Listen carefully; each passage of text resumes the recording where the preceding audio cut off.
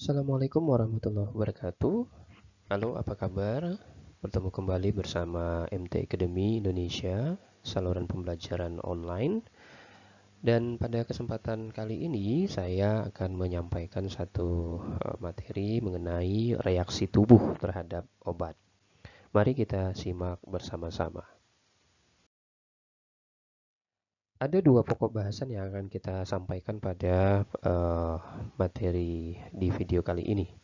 Yang pertama, kita akan membahas tentang alergi dan toksikologi. Nah, kenapa kemudian kaitannya dengan reaksi tubuh terhadap obat? Seperti kita ketahui bahwa reaksi efek samping obat di sini adalah merupakan satu tindakan yang berbahaya yang diakibatkan oleh satu obat. Nah, reaksi efek samping obat, seperti halnya efek obat yang diharapkan, merupakan satu kinerja dari dosis atau kadar obat pada organ sasaran. Nah, interaksi obat juga merupakan salah satu penyebab dari efek samping. Hal ini dapat terjadi ketika tenaga kesehatan, baik itu dokter, apoteker, maupun perawat, lalai dalam memeriksa obat yang dikonsumsi oleh pasien, sehingga dapat terjadi kemungkinan efek-efek tertentu yang tidak diharapkan dalam tubuh pasien. Nah, bertambah parahnya penyakit pasien yang dapat berujung kematian merupakan satu kondisi akibat dari interaksi obat tersebut. Nah, efek toksik atau toksisitas ini suatu obat dapat diidentifikasi melalui pantauan batas terapeutik obat tersebut dalam plasma atau serum. Tetapi untuk obat-obat yang mempunyai indeks terapeutik yang lebar, batas terapeutik jarang diberikan. Untuk obat-obat yang mempunyai batas terapeutik sempit, maka batas terapeutik dipantau dengan sangat ketat. Kita akan bahas satu persatu. Mari kita simak. Baik, yang pertama kita akan bicara tentang alergi. Apa itu alergi? Alergi adalah satu reaksi sistem kekebalan tubuh terhadap sesuatu yang dianggap berbahaya. Walaupun sebenarnya tidak berbahaya, dapat hal ini bisa berupa substansi yang masuk atau bersentuhan dengan tubuh. Baik, berikut adalah gambaran dari proses reaksi alergi setelah terkena zat alergen. Nah, alergen atau substansi pemicu alergi hanya berdampak pada orang yang memiliki alergi tersebut. Pada orang lain, alergen tersebut tidak akan memicu reaksi kekebalan tubuh. Beberapa jenis substansi yang dapat menyebabkan reaksi alergi meliputi diantaranya adalah gigitan serangga, tungau, debu, terkena bulu hewan, dan pemberian obat-obatan tertentu yang dapat memicu reaksi alergi, serta makanan tertentu, dan juga pada tumbuh-tumbuhan, yaitu pada serbuk sari. Nah, saat tubuh pertama kali berpapasan dengan sebuah alergen, maka tubuh akan memproduksi apa yang dinamakan dengan antibodi, karena menganggapnya sebagai sesuatu yang berbahaya. Nah, jika tubuh kembali kontak dengan alergen yang sama, maka tubuh akan meningkatkan satu jumlah antibodi terhadap jenis alergen tersebut. Hal inilah yang kemudian memicu pelepasan senyawa kimia dalam tubuh yang disebut dengan histamin dan menyebabkan gejala-gejala alergi.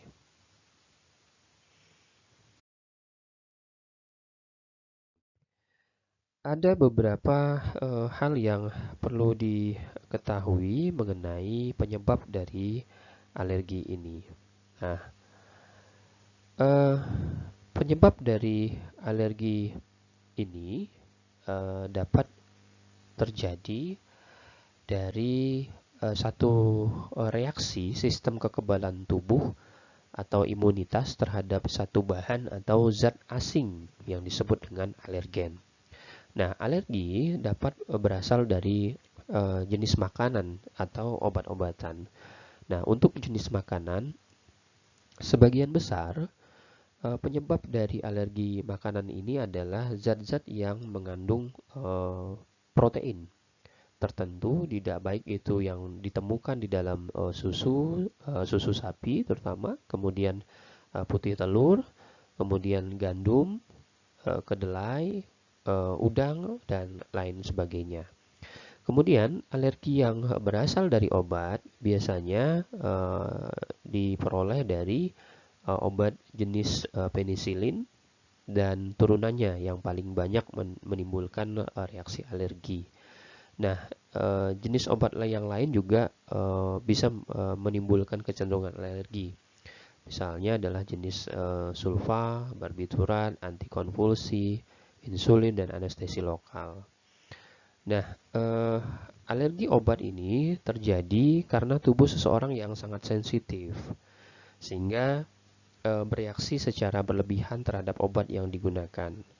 Tubuh berusaha untuk menolak obat tersebut, namun reaksi penolakannya amat berlebihan sehingga kemudian merugikan tubuh itu sendiri. Nah, reaksi itu kemudian dapat berupa gatal, kemudian sesak nafas, penurunan tekanan darah, reaksi pada kulit disertai kelainan pada selaput lendir, saluran pencernaan, kemudian sindrom Stevens-Johnson, dan pada saluran nafas dan kemaluan. Ini adalah beberapa gejala dari alergi obat. Nah, gejala alergi obat ini dapat mulai dari yang ringan sampai dengan yang sangat serius, yang tampak dari dalam bentuk misalnya hives atau wedge atau ruam atau blisters atau masalah kulit yang disebut dengan eksim. Kemudian yang kedua adalah batuk, dia disertai dengan wheezing, kemudian ada sesak di situ, kemudian hidung beringus dan kesulitan bernapas. Kemudian yang ketiga adalah demam, yang keempat adalah kulit melepuh dan mengelupas, dan yang kelima ini agak berbahaya sebenarnya, yaitu anafilaksis yang merupakan reaksi yang dapat membawa pada kematian dan memerlukan perawatan darurat. Nah, gejala anafilaksis ini seperti hives dan kesulitan bernafas biasanya muncul dalam waktu tertentu.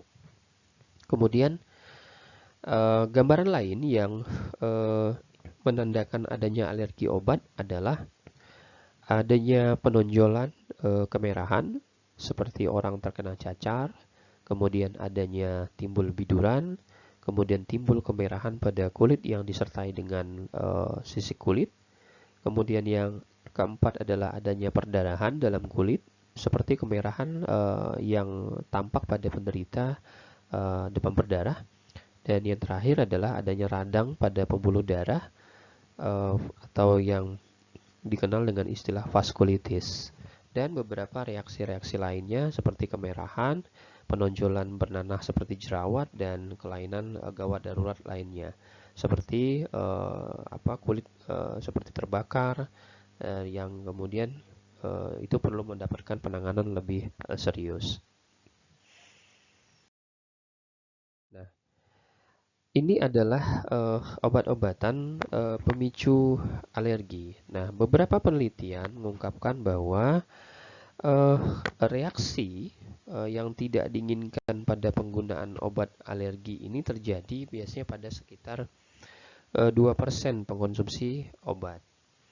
Nah, reaksi alergi obat ini biasanya ringan, berkisar antara pusing, kemudian gatal-gatal atau kulit memerah. Tapi ada juga yang kemudian sampai mengancam nyawa.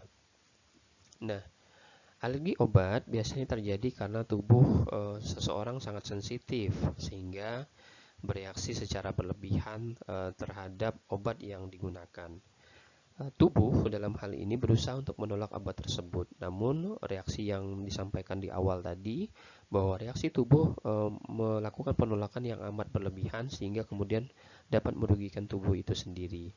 Nah, reaksi ini dapat berupa gatal-gatal, kemudian sesak nafas, penurunan tekanan darah, reaksi kulit yang disertai dengan kelainan pada selaput lendir, saluran cerna, dan sindrom Stevens-Johnson yang tadi disampaikan di awal, dan juga beberapa reaksi-reaksi lainnya. Nah, Resiko alergi obat ini meningkat pada orang-orang yang memang memiliki bakat atau riwayat alergi, atau dalam istilah kedokterannya disebut dengan atopi.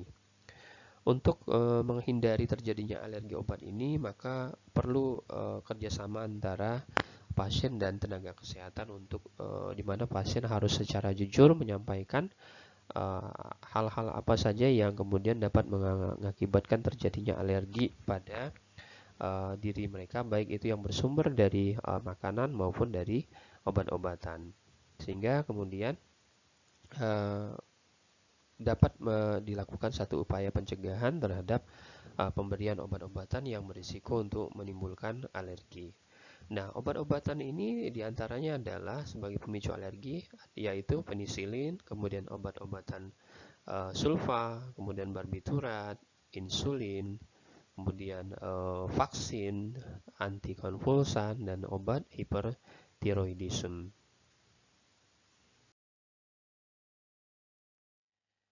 Kita akan lanjut pada materi tentang toksikologi. Nah, apa itu toksikologi? Nah, toksikologi adalah ilmu pengetahuan yang mempelajari efek merugikan dari bahan kimia terhadap organisme hidup. Nah, potensi efek merugikan yang ditimbulkan oleh bahan kimia di lingkungan sangat beragam dan bervariasi, sehingga ahli toksikologi juga mempunyai spesialisasi kerja di bidang tertentu. Toksikologi lingkungan adalah satu studi yang mempelajari efek dari bahan polutan terhadap kehidupan dan pengaruhnya terhadap ekosistem yang digunakan untuk mengevaluasi kaitan antara manusia dengan polutan yang ada di lingkungan. Bagaimana pencegahan keracunan memerlukan perhitungan terhadap 4 komponen ini, ya. Jadi yang pertama, bahwa pencegahan keracunan ini harus memperhatikan 4 komponen, yaitu toxicity, deskripsi dan kuantifikasi sifat-sifat toksis dari zat kimia, kemudian hazard, yaitu kemungkinan zat kimia untuk menimbulkan satu cedera, kemudian risk atau besarnya kemungkinan zat kimia menimbulkan keracunan, dan safety atau keamanan. Oke. Terakhir kita akan bicara tentang klasifikasi bahan toksikan. Nah, bahan toksik ini dapat diklasifikasikan berdasarkan yang pertama organ tujuan. Organ tujuannya yaitu ginjal, hati, sistem hematopoietik, dan lain-lain. Kemudian berdasarkan penggunaan ada pestisida, kemudian pelarut, food additive, dan lain-lain. Kemudian ada berdasarkan sumber, yaitu tumbuhan dan hewan. Dan berdasarkan efek yang ditimbulkan, yaitu mengakibatkan terjadi kanker, kemudian mutase, dan lain-lainnya. Kemudian yang kelima adalah berdasarkan bentuk fisik, yaitu gas, cair, debu, dan lain-lainnya. Dan yang keenam adalah berdasarkan label kegunaan. Bahan toksik di sini adalah bahan peledak misalnya, kemudian oksidator dan lain-lain. Kemudian yang ketujuh berdasarkan susunan kimia. Bahan toksik di sini adalah amino aromatis, kemudian halogen, hidrokarbon, dan lain-lain. Dan yang terakhir adalah berdasarkan potensi racun, yaitu organofosfat yang lebih toksik daripada karbamat.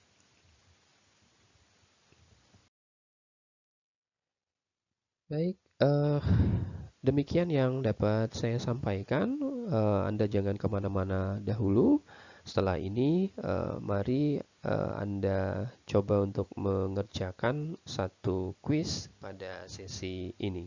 Silakan Anda catat pada link yang telah disediakan di dalam video ini. Terima kasih atas perhatiannya. Mohon maaf atas segala kekurangan. Assalamualaikum warahmatullahi wabarakatuh.